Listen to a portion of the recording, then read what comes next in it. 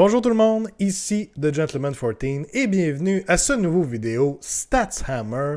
Je poursuis encore une fois avec les Stormcast Eternals et cette semaine je réponds à une question qui est quand même posée assez souvent, je vous dirais, que j'ai vu poser assez souvent sur des forums, sur les Discord, sur les pages Facebook, tout ça. Les fameux Storm Drake Guard qui font tout juste leur apparition, donc les modèles sont sortis enfin. Comment les équiper? Est-ce qu'on leur met les épées ou est-ce qu'on leur met les lances? Donc, notre Stats Hammer d'aujourd'hui, eh bien, je vais tenter de vous démontrer leurs dommages potentiels et en même temps vous parler de mon raisonnement à moi, de ma préférence et un peu de vous expliquer pourquoi je préfère l'un versus l'autre. Donc, en gros, pour vous donner le contexte du Stats Hammer, c'est un paquet de 4 Storm Drake Guard. Donc, on a un leader dans la unit et 3 Storm Drake Guard normales. Il faut mentionner que en ce moment, en date d'où je fais ce vidéo, la fac de décembre n'a pas été sortie. Et ce que je tiens à mentionner, c'est qu'en ce moment, les Storm Drake Guard ont une règle. De la manière que c'est écrit, on peut mix and match certains weapons dans l'unité, finalement. On ne serait pas obligé de mettre aux 4 modèles des épées ou aux 4 modèles des lances.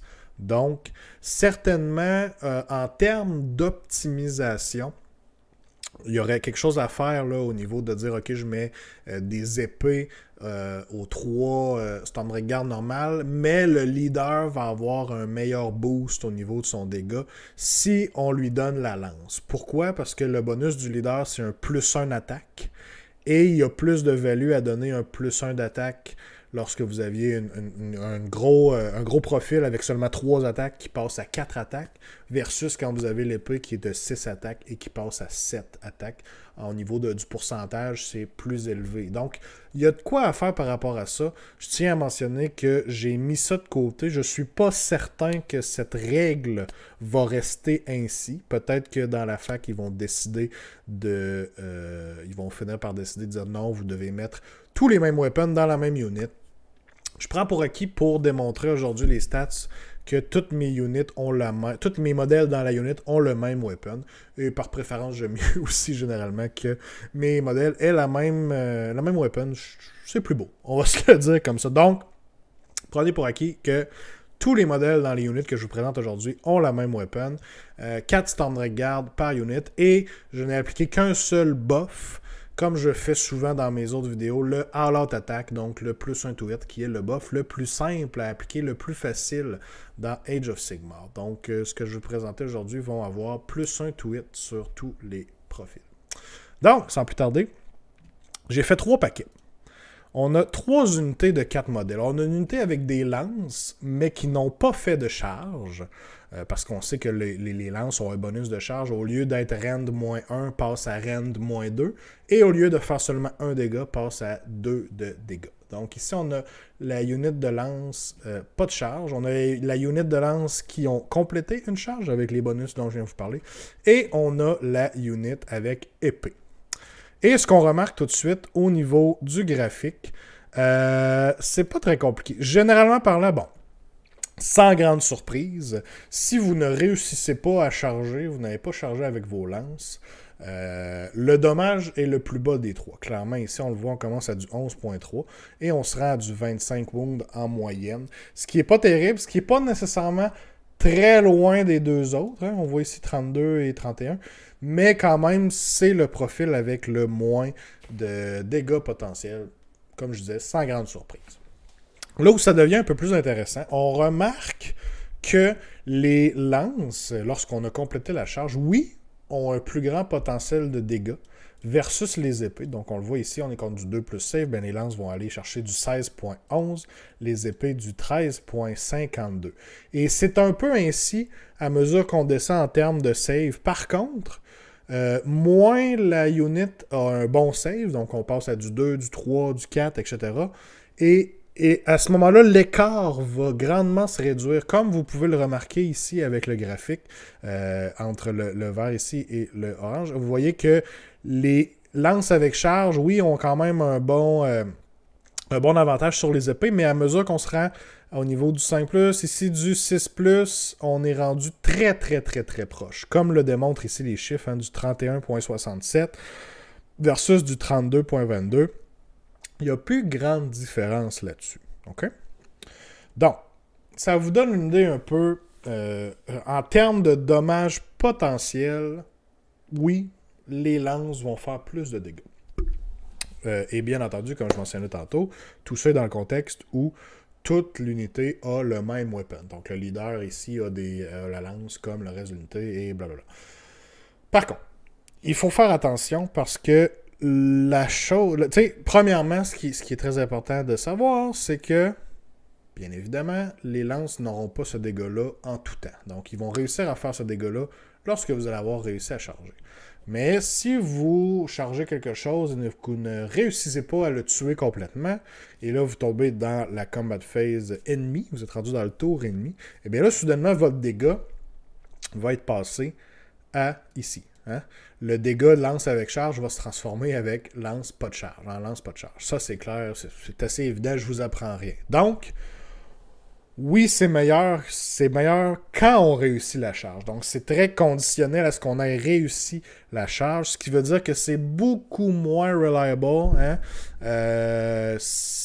Les épées, alors que les épées ici vont être très constantes, hein? Que ce soit votre tour, que ce soit le tour adverse, que vous ayez chargé, que vous n'ayez pas chargé, vous savez à quoi vous attendre, vous avez le même dégât en tout et partout.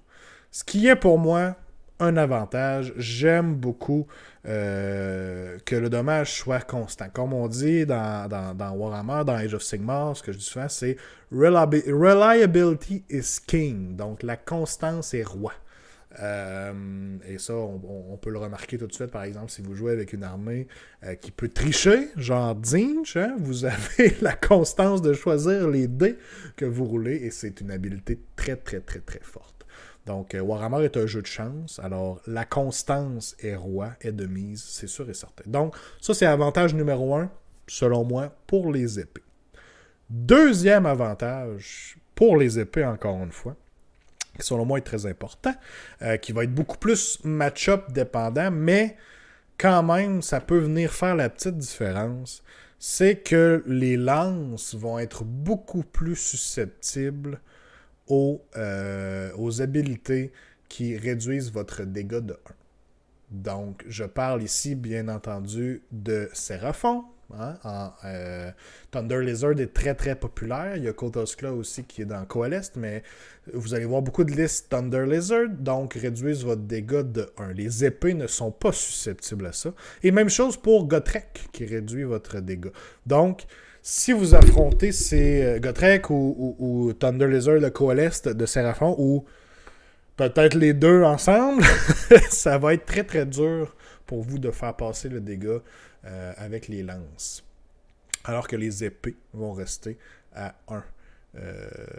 Un dégât. Donc, selon moi, oui, c'est sûr que c'est très match-up dependent. Hein, ça va être contre Séraphon, ça va être contre certaines unités. Mais, avec ce que je vous ai dit tantôt, avec la constance des épées versus les lances, c'est encore une fois que votre dégât avec les épées va être très, très, très constant. Donc, selon moi, ma préférence serait de mettre les épées pour les Stormregard. Je pense que c'est la meilleure option.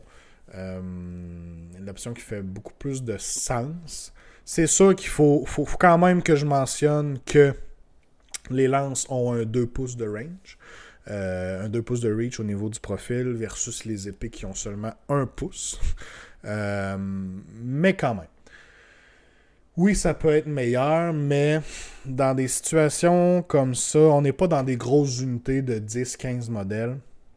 Vous allez avoir un paquet de 4 dragons qui ont quand même la bonne cohérence, finalement, et qui ont une règle de plus pour avoir la cohérence, pareil comme les Prosecutors, là, qui peuvent être à 3 pouces l'un de l'autre au lieu de 1 pouce.